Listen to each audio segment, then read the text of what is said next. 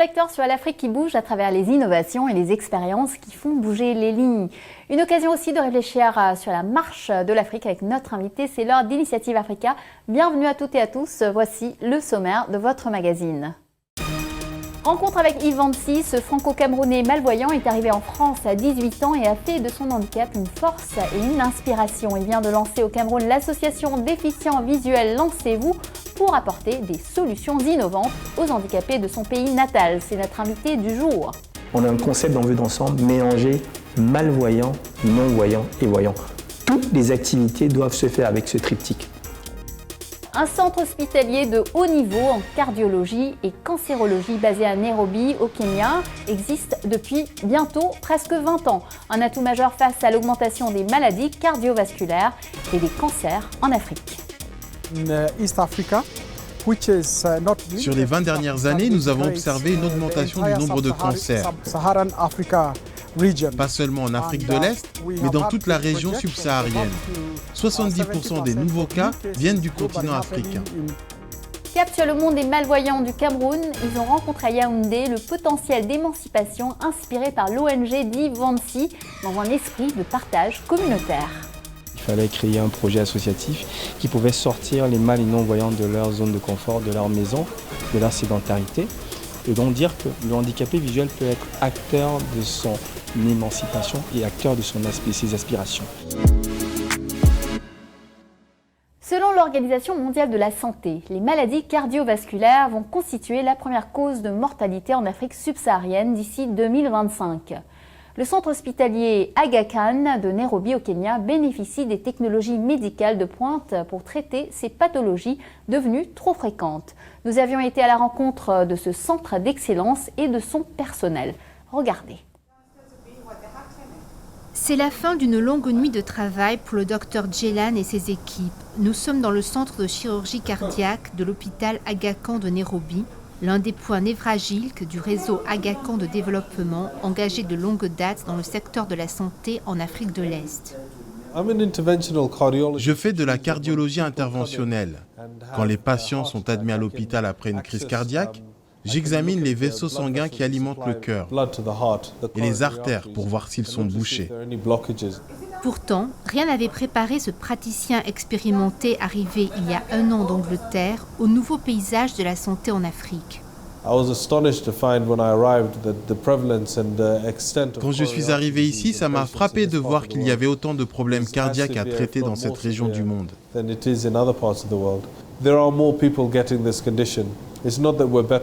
Beaucoup de personnes souffrent de ces maladies. Il y a aussi de plus en plus de cas de diabète.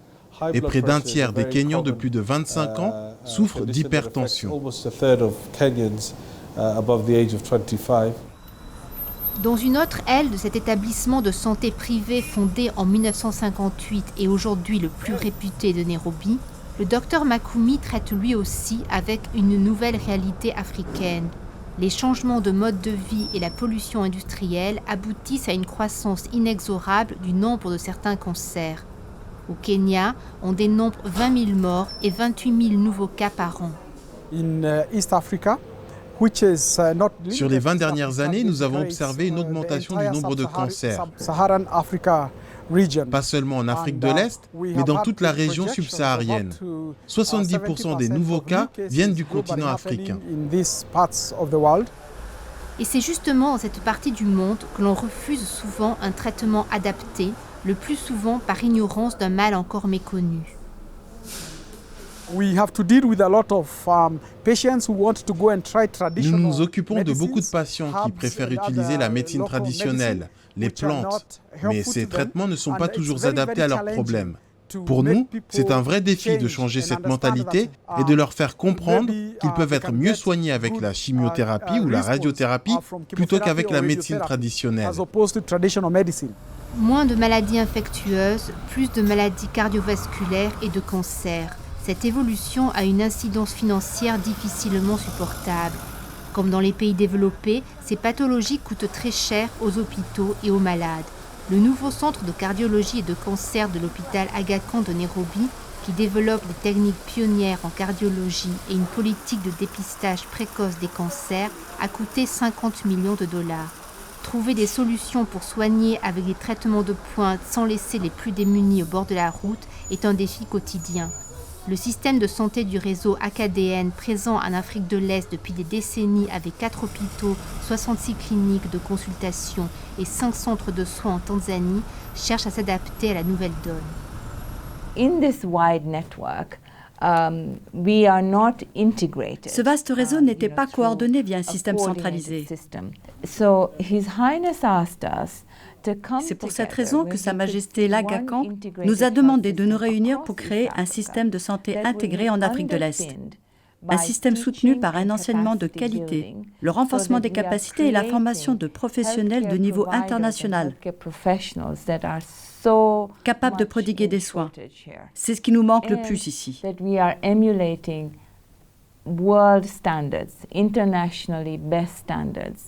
Nous faisons aussi des recherches sur les maladies propres à la région pour trouver des solutions viables économiquement et que l'on peut appliquer ailleurs. Replicable and it has to be financially sustainable. So you build systems that have Nous essayons de mettre en place un réseau avec un fonctionnement suffisamment efficace pour nous permettre de financer la formation et l'éducation tout en venant en aide aux plus pauvres. So it's kind of like a Robin Hood. Une approche de la santé qui tient largement compte de la situation des patients en privilégiant les besoins de santé et non pas leur situation économique. Les patients qui n'ont pas les moyens d'acheter des stimulateurs cardiaques, qui leur sauveraient probablement la vie, peuvent s'adresser au régime de protection sociale pour avoir accès aux soins dont ils ont besoin. Je suis en poste depuis plus d'1 an, mais je n'ai pas vu une seule fois une personne se faire refuser cette aide. L'affirmation croissante de ce vaste pôle de santé intégré accompagne aussi l'émergence d'une importante classe moyenne de plus en plus aisée qui n'aura bientôt plus besoin de quitter le continent pour bénéficier des meilleurs soins médicaux, ici en Afrique de l'Est. Nous restons sur le thème des solutions aux aléas de la vie à travers le parcours inspirant de notre invité du jour. L'entrepreneur social et solidaire Yves Vancy a voulu apporter à son pays natal le concept de son association déficients visuels Lancez-vous, qui vise à rompre le cloisonnement des handicapés visuels en leur permettant de vivre leurs rêves. Il a expliqué comment à Laurence Sustras et Thierry Schiller. Yves Vancy, vous venez de lancer une ONG au Cameroun. En quoi se différencie-t-elle des autres ? Alors, tout simplement, une ONG que je lance au Cameroun, qui s'appelle DV Lancez-vous ONG, se différencie tout simplement que l'accompagnement pour les personnes handicapées visuelles sera différent par rapport à ce qui se fait dans tout ce qui est ONG qui s'occupe des personnes handicapées, parce qu'il n'existe pas d'ONG qui parle spécifiquement du handicap visuel. Est-ce qu'il n'y a pas assez de structures en Afrique ? Vous voulez apporter une approche différente, votre propre expérience ? Alors, je ne dirais pas qu'il n'y a pas de structure en Afrique, il y en a. Mais l'accompagnement du handicap visuel est différent parce que c'est complexe. Ici déjà, en Europe, c'est une autre vision, c'est une autre façon de faire. Mais là-bas, c'est aussi différent parce que c'est plutôt ancré dans la société. Le handicap n'est pas différencié parce qu'il n'existe pas des pensions d'invalidité. Il existe forcément dans certains pays, mais pas là-bas. Mais il y a une autre façon de voir les choses. Alors, proposer une ONG qui est en adéquation avec ce qui se fait déjà, parce qu'il y a beaucoup de choses qui se font pour le handicap visuel, mais il y a une autre expertise que nous voulons apporter, ce que nous avons réussi à développer ici en Europe. C'est ce qu'on veut apporter là-bas. Et cette expertise, c'est quoi alors ? Alors, c'est parler aux handicapés visuels de façon simple, c'est-à-dire leur dire que vous pouvez aussi faire des métiers comme les autres. Parler d'informatique, parler du numérique, parler d'entrepreneuriat. On ne parle pas de handicap. C'est ça qui me frappe toujours et c'est ce que j'avais toujours tapé sur la table. Est-ce que les personnes handicapées n'ont pas aussi une valeur ajoutée à apporter à la société ? Donc apporter ça à ces jeunes de là-bas, pas que penser au paillage, à la musique, standardiste, même ça n'existe pas là-bas, c'est plutôt ici en France, mais vraiment leur dire que non, il y a d'autres métiers, il y a des soft skills où on peut aller chercher ça, pas qu'aller faire ce qu'on attend de vous, être dans du paillage, faire de la couture, il y a certains qui font de la couture ou de la cordonnerie, ou aller mendier devant une église. Non, il y a aussi d'autres façons de penser. On va peut-être nous dire que non, il n'y a pas la même accessibilité comme en Europe au niveau de l'emploi, au niveau de l'entrepreneuriat. Oui, mais il y a des choses qui se font, qui peuvent se faire, mais il faut juste que certains apportent de l'expertise par rapport à ce qu'ils ont déjà vécu ailleurs, qu'ils ont réussi à transformer, comme moi et les personnes avec qui je vais là-bas. Vous venez de le dire, vous avez un grand passé dans l'accompagnement des malvoyants et des non-voyants dans l'Est de la France. Qu'avez-vous appris de cette expérience concrètement? Alors ce que j'ai appris, c'est la résilience, apprendre le réseautage, la mise en relation, l'expérience, l'aventure, et surtout aller au-delà des limites que le handicap visuel peut nous imposer. C'est-à-dire en créant des projets. Je suis un grand voyageur, je fais beaucoup d'aventures dans des pays hostiles, des aventures compliquées, skier pendant des heures, en plein froid, escalader des montagnes, faire de l'escalade, du parachute, des choses extrêmes où on ne voit pas souvent des mal et des non-voyants. Et mon idée en moi, c'est de dire que si je peux être ambassadeur justement des personnes handicapées visuelles en leur montrant que vous pouvez faire ça ou ça, parce que la société vous montre autre chose, là vous pouvez changer votre vie. C'est-à-dire, on n'est pas obligé toujours de comprendre, d'avoir un générique de fonctionnement d'un aveugle ou d'un malvoyant en disant « tu ne peux que voyager, tu ne peux pas faire d'aventure, tu ne peux pas aller escalader, tu ne peux pas skier, tu ne peux pas faire de l'informatique, tu ne peux pas faire de la vidéo, tu ne peux pas marcher pendant des heures ». Montrer ça à travers les aventures dans lesquelles je vais, en emmenant surtout, parce que ce que je fais, c'est vrai que je suis un petit aventurier, je ne suis pas un grand aventurier, mais j'emmène toujours avec moi des personnes malvoyantes et non-voyantes pour dire nous devons être des ambassadeurs des jeunes et des moins jeunes handicapés qui sont sédentarisés et surtout qui pensent qu'ils ne peuvent pas y arriver. Il faut qu'ils arrivent à s'émanciper. Comment? En allant au-delà des limites de notre handicap. Vous avez grandi vous-même dans une situation de handicap visuel. Comment avez-vous vécu ces années d'enfance et d'adolescence au Cameroun? Alors j'ai vécu une enfance très heureuse parce que je ne connaissais pas ce que voulait dire handicap. Parce que c'est l'Afrique, on a une vision du handicap différente par rapport à la France et c'est très sociologique parce que j'ai eu le temps de l'analyser. En Afrique, en fait, notre survie dépend de notre solidarité. C'est-à-dire, c'est qu'on fait partie de la société quand on a un handicap. J'avais déjà un problème visuel, on m'appelait souvent l'aveugle, nous, ça nous faisait rigoler, ça me faisait rigoler parce que je faisais partie de la société, j'avais ma place, j'avais mon mot à dire, j'avais une enfance très heureuse. En France, on arrive dans une situation où il y a du cloisonnement, du communautarisme. Pas voulu, c'est les pays riches, il y a les moyens de donner des pensions d'invalidité, des allocations d'adultes handicapés. Et ça, en fait, ça met les handicapés dans un autre secteur cloisonné. Donc il y a cette différence où, en France, en Europe, on vous cloisonne, vous êtes là-bas, restez là-bas, ne nous dérangez pas. Alors qu'en Afrique, il y a vraiment, vous appartenez à la société. Et moi, j'ai créé justement cette association et disant par résilience, j'ai dit non, les handicapés visuels n'ont pas besoin d'être cloisonnés. Ils ont leur place aussi, mais comment faire? Et créer une association complémentaire à ce qui existe déjà, parce qu'on n'est pas là pour réinventer la roue.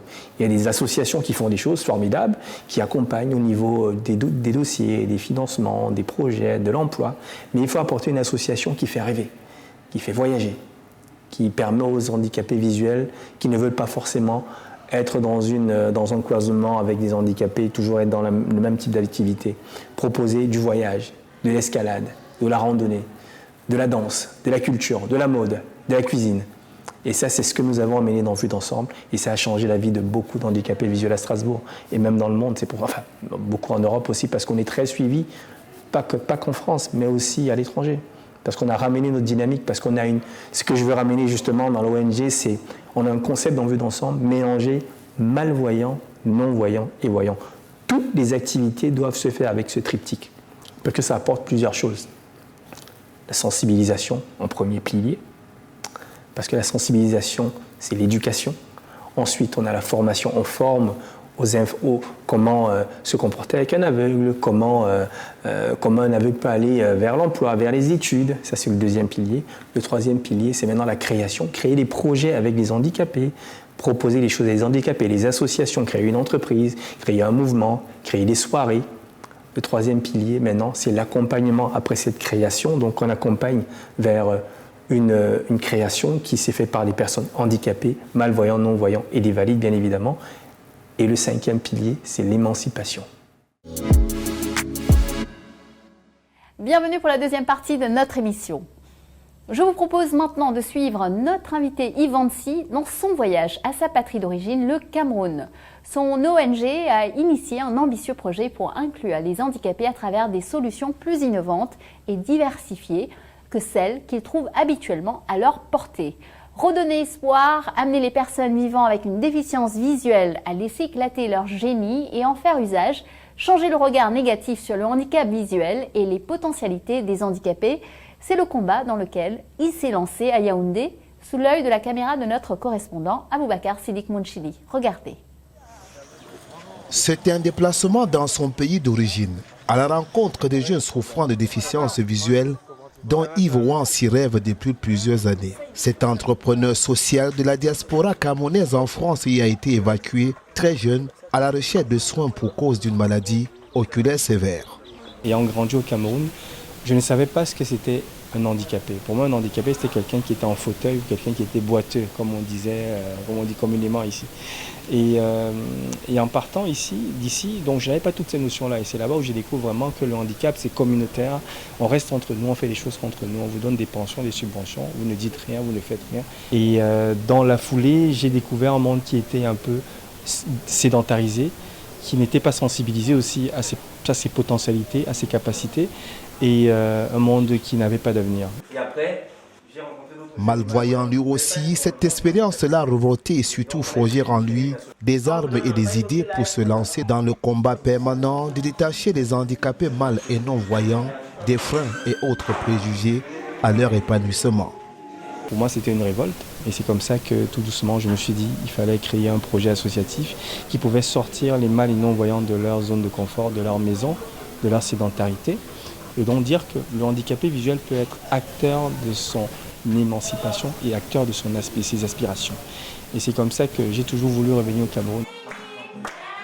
Revenir au Cameroun après près de 10 ans de préparation pour le point de départ d'une longue aventure au chevet des jeunes mal et non-voyants à l'échelle du continent africain. Yves Wansi a choisi de le faire avec des solutions et à travers un projet, l'ONG Dévélancez-vous, et le concept Partageons la cola du nom de ce fruit sous forme de noix, très prisé en Afrique, issu du colatier qui se mange ici en communauté et qui occupe une place importante dans les traditions. La cola, pourquoi ça se partage? On a décidé de lancer le concept Partage la cola parce qu'on apprend avec notre cola et les jeunes mal et non-voyants nous apprennent avec leur cola. C'est le début d'une longue et grande collaboration parce que eux, ils viennent avec... le concept d'Europe, ce qu'il se fait déjà en Europe. Ils viennent nous rencontrer tout en voyant déjà ce qui se fait sur le terrain. Je trouve qu'une rencontre, c'est une rencontre qui ne cesse d'illuminer, d'enlever l'ombre qu'il y avait dans la pensée d'une personne qui vit en situation de handicap. Cette rencontre à Yaoundé a permis de présenter le contenu de cette initiative et d'offrir aux jeunes toute une pléthore d'activités pendant 2 jours.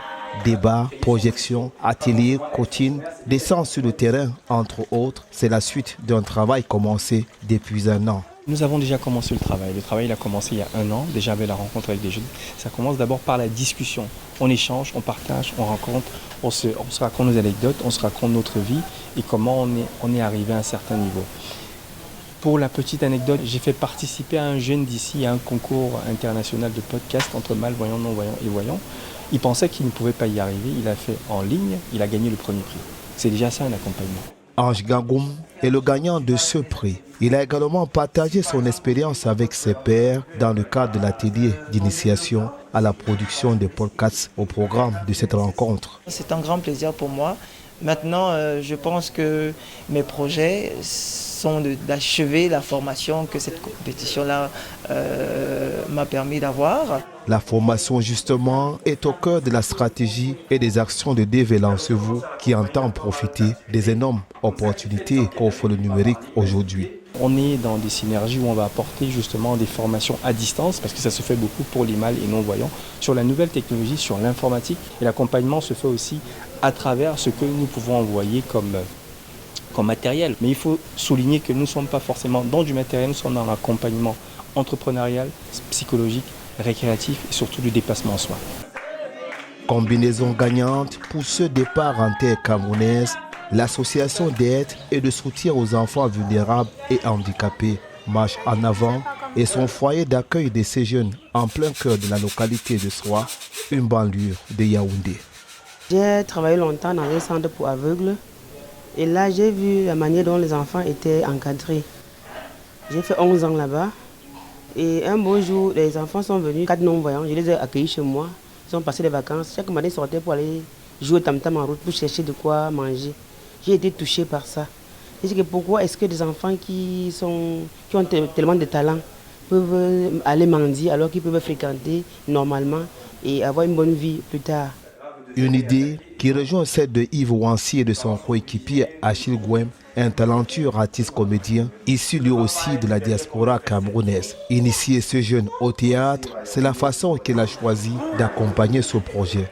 Déjà la situation amorphe de celui du handicap visuel qui a soit la tête baissée tout le temps, soit qui est totalement marginalisé parce que l'isolement et tout ce qu'il peut avoir.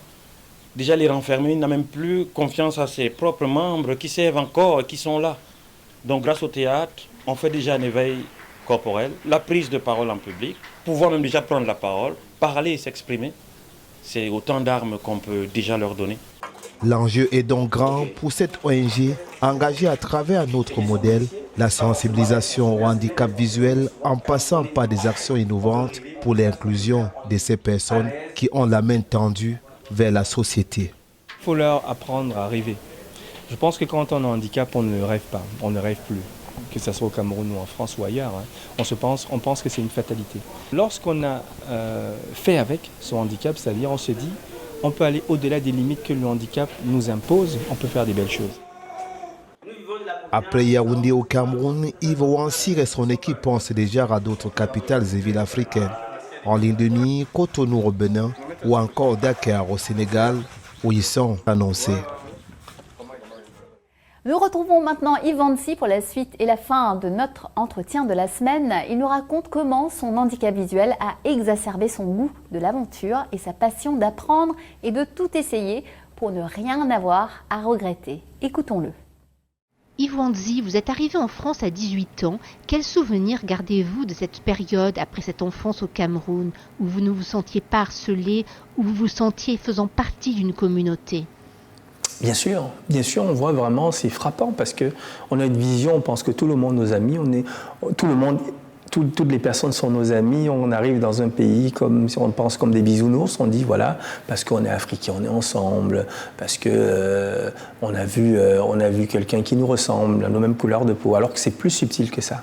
Il n'y a pas de bonjour, par exemple, si on ne se connaît pas, c'est pas pareil, c'est pas comme chez nous, dans nos quartiers, dans nos villes où on a été au Cameroun, on se connaissait à peu près tous. Ici, même si on se connaît, on peut se faire la gueule. Il y a aussi le climat qui cloisonne. Il y a l'éducation aussi, l'éducation culturelle du pays, parce qu'il faut connaître les codes, il faut savoir les codes. C'est des choses qu'on ne sait pas, parce qu'on vient dans une situation où on vient déjà étant en situation de maladie, c'est déjà un problème, et en plus, étant étranger, un autre problème. Donc il faut comprendre comment on veut se comporter avec une personne handicapée et une personne qui a une autre couleur de peau. Votre vie est pleine de passion. Est-ce que c'est le défi de votre handicap qui a démultiplié votre envie de vivre ? Il est possible, mais j'ai déjà une phrase qui m'accompagne tous les jours, c'est la phrase de mon père, et je pense que c'est ça aussi qui m'aide à vouloir décupler mon envie de faire plusieurs choses. Il m'avait dit une fois, j'ai toujours gardé ça, c'est qu'il ne faut jamais regretter de ne pas avoir essayé, il faut essayer pour ne pas regretter. J'essaye tout ce qui me passe par la tête, tout ce que je vois, tout ce que je peux faire, pour la simple raison que lorsque vous êtes handicapé ou lorsque vous avez un handicap, la vie ne vous offre pas beaucoup de choix. C'est-à-dire, vous êtes cloisonné à 2-3 choix. Et souvent, ce que je dis, le plus important dans la vie n'est pas de posséder les meilleures cartes, mais de bien jouer avec celles que nous avons entre les mains. Et ce qui se passe, c'est qu'à chaque fois que je trouve quelque chose qui m'arrive, où j'ai une rencontre, où j'ai une opportunité, je dis peut-être c'est une carte de la vie et je fonce. Et aussi je me dis que peut-être je vais devenir aveugle dans quelques années. Pourquoi pas toucher à tout et rendre tout accessible, et comme ça quand je perdrai la vue, je saurai, comme c'est moi qui l'ai développé avec certaines personnes, je saurai que pour moi ce serait facile d'accéder à telle ou telle activité. Et je pense dans la vie il faut être pluridisciplinaire, parce que la vie quand vous êtes aussi handicapé ne vous offre pas beaucoup de choix, comme j'ai dit. C'est que quand vous avez une opportunité, il faut la saisir. Et je saisis toutes les opportunités qui me passent sous la main. Est-ce différent de traiter une situation de handicap en Europe et en Afrique? Est-ce qu'on peut traverser les continents comme ça? Est-ce que vous vous attendez à des problèmes d'adaptation quand vous serez de retour au Cameroun pour votre projet? Bien sûr, je m'attends à beaucoup de problèmes d'adaptation. C'est d'ailleurs pour ça que j'ai dit qu'on va commencer par un état des lieux. Commencer à vivre et comprendre un peu quelles sont les situations qu'ils traversent, comment ils vont vivre. Il ne faut pas arriver dans ce pays, qui est le mien bien sûr, avec une condescendance de l'Européen qui sait tout, qui connaît tout. Il faut créer des choses en adéquation avec le fonctionnement, la culture et les habitudes des personnes handicapées là-bas. Il faut aller vraiment sur le terrain, parce que la réalité du terrain est différente de la réalité administrative. Et pour ça, je pense qu'il y aura beaucoup de situations, beaucoup de difficultés, des choses que je ne comprendrai pas, parce que étant au Cameroun, je ne connaissais pas ce que voulait dire handicapé, malvoyant. Pour moi, un handicapé, c'était un fauteuil roulant ou quelqu'un avec une canne. Et donc, je pense que il faut d'abord que je comprenne. Je sens que nous aurons un choc. J'aurai un choc parce que ce qui est simple ici sera compliqué là-bas. Mais il faut avec les moyens de bord, parce que je suis certains jeunes là-bas. Ils font beaucoup avec les moyens de bord, mais aussi, ce qui est intéressant, c'est qu'ils sont très ouverts à l'information à l'international grâce au numérique, parce que le numérique est accessible à tout le monde, surtout mal et non-voyants. Il faut savoir l'utiliser, il faut savoir y accéder. Et donc, c'est à travers ce numérique-là qu'on veut déjà rester en contact à distance et maintenant aller sur le terrain et comprendre comment vous fonctionnez. Et si je peux apporter une solution à un problème dans le fonctionnement régulier de certains, c'est comme ça que je vais passer. Je ne vais pas lui apporter une solution avec une nouveauté, mais c'est juste dire amener un boulon dans sa machine, un nouveau boulon dans sa machine. C'est un peu ce que nous voulons proposer. Cette condescendance de l'Européen, c'est un peu le risque qu'ont la diaspora africaine en Europe quand elle revient sur le continent? Ah bien sûr, pas tous, hein. Il faut pas englober tout le monde. Mais je pense qu'on a cette condescendance étant parti en Europe dans des bonnes conditions ou les mauvaises après être bien, et revenir en disant oui les petits, ceux qui sont restés en Afrique, moi je sais plus que vous parce que je viens d'ailleurs. Mais en fait, si on est dans cette habitude-là, c'est parce qu'on a oublié nos bases, nos fondements. Nos fondements, c'est l'humilité, la connaissance, l'apprentissage, et surtout le respect des aînés. Et certains, souvent, n'ont pas ça. Et ils l'ont toujours, mais ils rentrent en ayant oublié ces fondamentaux, et on devient un peu comme l'Européen qui est condescendant vers l'Africain, et on pense que les choses ne fonctionnent pas. Il y a énormément de belles choses qui se passent là-bas, mais c'est par rapport aux conditions de vie qu'ils ont, qui sont heureux. Et ils sont peut-être malheureux ou heureux, mais c'est à eux. C'est quoi être heureux? C'est avec ce qu'on a ou c'est avec ce qu'on a, ou c'est quand on a de l'argent? Oui, c'est ça le problème, il faut se poser la question. Comme je dis souvent, c'est quoi voir? Si je vous dis voir, c'est parce qu'on a la vue ou c'est voir, imaginer dans l'esprit? Est-ce que regarder et voir, quelle est la différence? Donc, il y a toutes ces questions qu'il faut se poser. Donc, il faut être humble, avoir beaucoup d'humilité et comprendre. Et il y a cette condescendance qu'il faut gommer. Même déjà, entre Africains en Europe, il y a aussi cette condescendance qui est née parce que souvent, quand vous êtes le premier dans une entreprise ou dans une ville à être soit élu, soit manager ou patron ou start-upper hyper connu, vous avez la condescendance envers vos semblables. Ça arrive très souvent, mais ce n'est pas tous. J'aime dire souvent, il y a de l'exception. Et c'est ce que nous voulons apporter, cette exception-là. Yves Wansi, merci beaucoup. Merci aussi à vous. Voilà, Initiative Africa, c'est fini pour aujourd'hui. Vous pouvez retrouver l'interview d'Yves Wansi ainsi que nos émissions sur notre site internet africaenmer.com et bien sûr également sur tous nos réseaux sociaux. N'hésitez pas à liker, partager, commenter avec le hashtag Initiative Africa. Et n'oubliez pas, la semaine prochaine, même chaîne, même heure, je vous donne rendez-vous avec Business Africa. Bonne semaine à tous.